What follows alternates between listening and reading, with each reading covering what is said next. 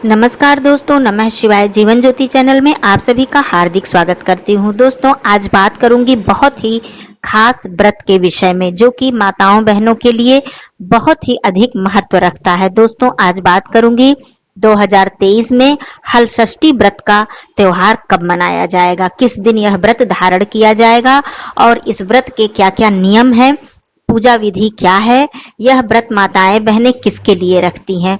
दोस्तों, यह व्रत बहुत ही खास व्रत माना जाता है। इसे हलषष्ठी व्रत, ललही छठ या फिर हर छठ या तीन छठी के नाम से भी जाना जाता है। दोस्तों, यह बलराम जयंती के रूप में भी मनाया जाता है, क्योंकि इस दिन श्री कृष्ण जी के भाई बलराम जी का जन्म दिवस भी माना जाता है। तो इस दिन बलराम जी की जयंती भी मनाई जाती है। दोस्तों, 2023 में हलषष्ठी व्रत की बात करूं तो यह व्रत 5 सितंबर दिन मंगलवार को मनाया जाएगा।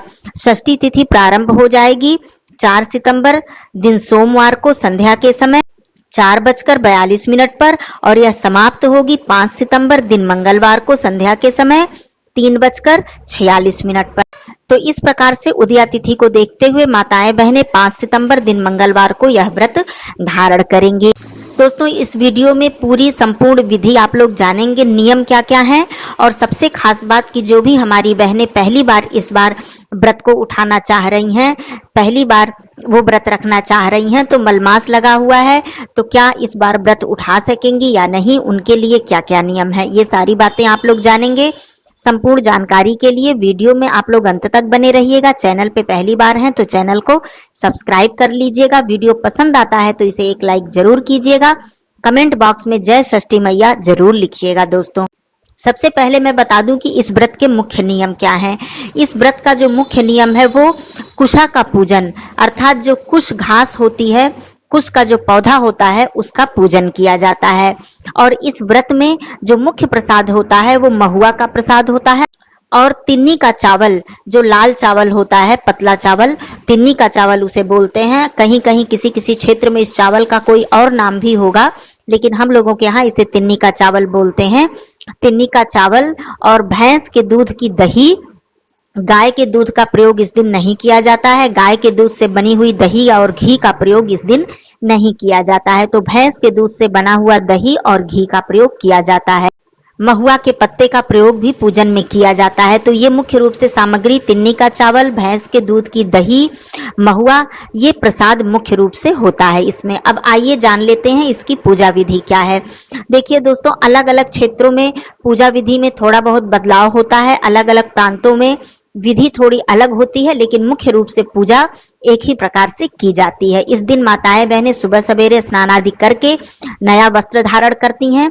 वैसे पहने हुए वस्त्र भी पहने जा सकते हैं, पहने हुई साड़ी भी माताएं बहनें पहन सकती हैं, लेकिन ज्यादातर माताएं बहनें इस दिन नया वस्त्र धारण करती हैं, श्रृंगार करती हैं और सुबह सवेरे सूर्योदय के बाद इस व्रत का पूजन किया जाता है, क्योंकि यह व्रत उदया तिथि में ही धारण किया जाता है। तो इस दिन कुशा या तो गमले में लगाकर अपने घर में भी पूजन किया जा सकता है, या फिर जहाँ पे कुशा हो वहां जाकर भी माताएं बहनें पूजन करती हैं, जैसे जिसके यहाँ व्यवस्था होती है। सबसे पहले जल, एक कलश में जल लिया जाता है और एक थाल में सिंदूर, हल्दी, कहीं कहीं हल्दी का प्रयोग नहीं किया जाता है, वहां पीला चंदन का प्रयोग किया जाता है। और षष्ठी माता को ओढ़ाने के लिए एक वस्त्र, आप नया वस्त्र ले सकती हैं, लाल या पीले रंग का वस्त्र ले सकती हैं, हरा रंग का वस्त्र भी आप लोग ले सकती हैं। धूप, दीप, अक्षत के रूप में जैसा कि मैंने बताया तिन्नी का चावल, और जो प्रसाद के रूप में भी तिन्नी का चावल, महुआ और दही। और प्रत्येक माताएं बहनें महुआ के 6 पत्तों का प्रयोग करती हैं। 6 पत्तों पर वहां पर प्रसाद रखा जाता है। पुष्प इत्यादि भी आप लोग सब लोग रख लीजिएगा। अपनी थाली सजाने के बाद आप लोग जहां भी कुशा की व्यवस्था हो, चाहे गमले में हो या फिर कहीं जाकर भी आप लोग घर से बाहर भी जाकर कुशा का पूजन कर सकती हैं। सबसे पहले हम लोग कुशा का जो पौधा होता है उन्हें स्नान कराते हैं। स्नान कराने के बाद सिंदूर और कहीं कहीं हल्दी या पीले चंदन से तिलक करते हैं। तिलक करने के बाद उन्हें वस्त्र उड़ाते हैं। पुष्प इत्यादि अर्पित करने के बाद धूप दीप प्रज्वलित करते हैं। एक लोटा वहां पर जल कलश का भरकर रख देते हैं। कुशा के पौधे का पूजन करने के बाद कुशा के पत्ते पे 6 गांठ लगाई जाती है और 6 गांठ लगाने के बाद कुशा के पौधे को एक वस्त्र उड़ाया जाता है। ये 6 गांठ 6 पत्तों में लगाई जाती है, अर्थात प्रत्येक पत्ते में 6 गांठें लगाई जाती हैं। इस तरह से 6 गांठ लगाने का विधान होता है षष्ठी व्रत में। उसके बाद महुआ के 6 पत्तों पर हम लोग उस प्रसाद को रखते हैं। प्रसाद जैसा कि मैंने बताया, दही, महुआ और तिन्नी का चावल, कच्चा चावल ही होता है। इसे प्रसाद के रूप में 6 पत्तों पर रखा जाता है और वहां पर माताएं बहनें अपने पुत्र के कल्याण के लिए, दीर्घायु के लिए, उनके अच्छे स्वास्थ्य के लिए कामना करती हैं। माँ षष्ठी मैया से प्रार्थना करती हैं। इस दिन बलराम जयंती भी है, तो श्री बलराम जी से भी प्रार्थना करती हैं अपने संतान की लंबी आयु के लिए।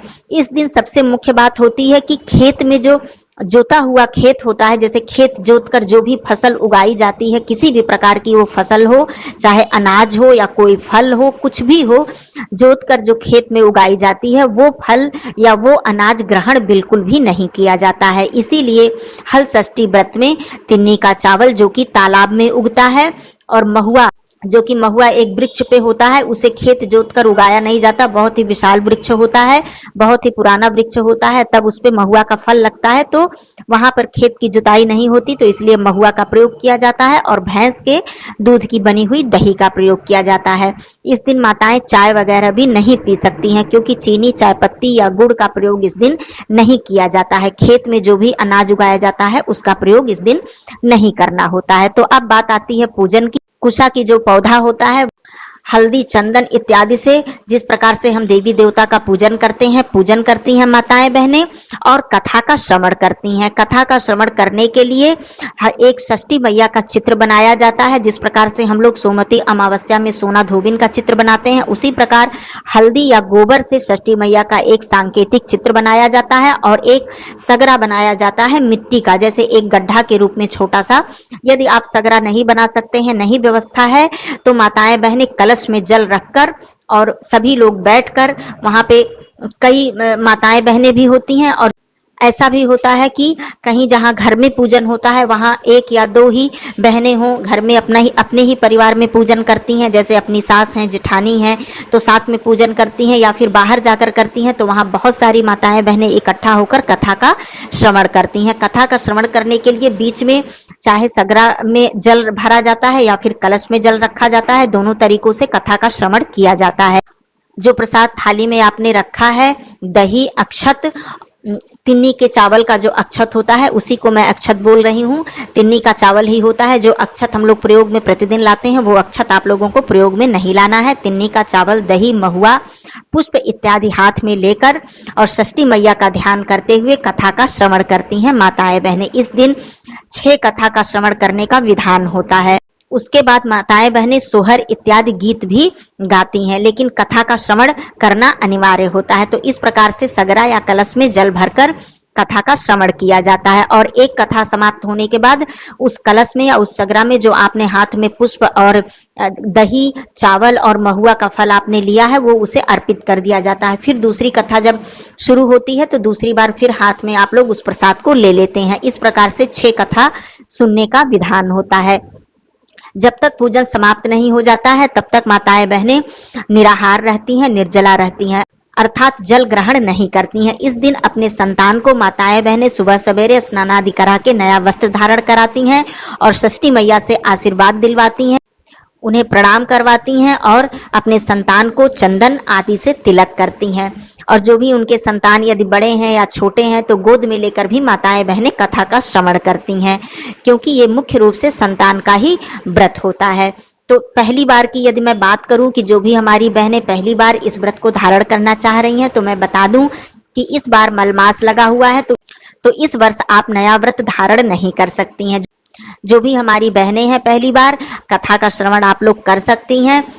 इस दिन नया वस्त्र धारण मत कीजिएगा, क्योंकि आपको व्रत नहीं उठाना है, तो इस निमित्त आप लोग नया वस्त्र धारण मत कीजिएगा। वैसे कोई दोष नहीं है, लेकिन हम लोगों के यहाँ परंपरा है कि जब व्रत नहीं उठाया जाता है तो उस दिन नया वस्त्र धारण नहीं किया जाता है। अर्थात जो कोरा वस्त्र है कि जिसको कि कभी आपने नहीं पहना है, ऐसा वस्त्र आप लोग धारण मत कीजिएगा। कोई भी पहनी हुई नई ही हो साड़ी, पहनी हुई साड़ी आप लोग पहन के कथा का श्रवण अवश्य कीजिएगा। माँ षष्ठी मैया से अपने संतान के कल्याण की कामना कीजिएगा और प्रार्थना प्रार्थना कीजिएगा कि हे षष्ठी मैया, इस बार हम लोग व्रत धारण नहीं कर पा रहे हैं, अगले वर्ष मुझे आशीर्वाद दीजिए, विधि विधान से हम सभी लोग इस व्रत को धारण करें, हमारे संतान का आप कल्याण कीजिए, हमारे संतान को आशीर्वाद दीजिए। इस तरह से जो भी हमारी नई बहनें हैं वो सभी बैठकर कथा सुनेंगी और पूजन में वहां पर बैठकर षष्ठी मैया का आशीर्वाद लेंगी और अगले वर्ष विधि विधान से वो अपने व्रत को प्रारंभ करेंगी। तो इस तरह से ये हलषष्ठी व्रत का त्योहार मनाया जाता है। पूजन समाप्त होने के बाद, कथा समाप्त होने के बाद अपने जो भी घर में बड़े हैं सबका चरण स्पर्श करना चाहिए, अपने बच्चों से सबका चरण स्पर्श करवाना चाहिए, आशीर्वाद लेना चाहिए। उसके बाद आप लोग जलपान कर सकती हैं। जलपान में भी आप लोगों को गुड़ या किसी तरह की मिठाई या शक्कर आदि का प्रयोग बिल्कुल नहीं करना है। उसी दही और महुआ और तिन्नी के चावल को खाकर, उसी प्रसाद को खाकर आप लोग को जल ग्रहण करना है।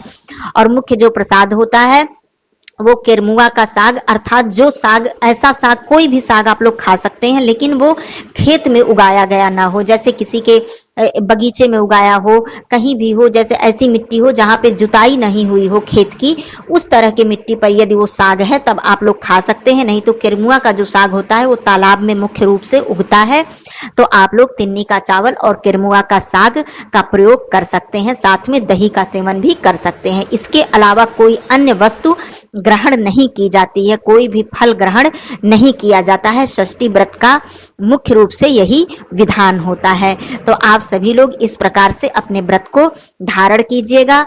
माँ षष्ठी मैया सभी के संतान का कल्याण करें, सभी के संतान को दीर्घायु प्रदान करें, स्वास्थ्य प्रदान करें, इस तरह की मैं कामना करती हूँ। आप सभी लोगों को ये वीडियो पसंद आया हो तो लाइक जरूर कीजिएगा। कोई भी प्रश्न रह जाता है तो आप लोग कमेंट बॉक्स में जरूर पूछ सकती हैं। फिर मिलती हूँ ऐसे ही उपयोगी वीडियो के साथ, तब तक के लिए धन्यवाद।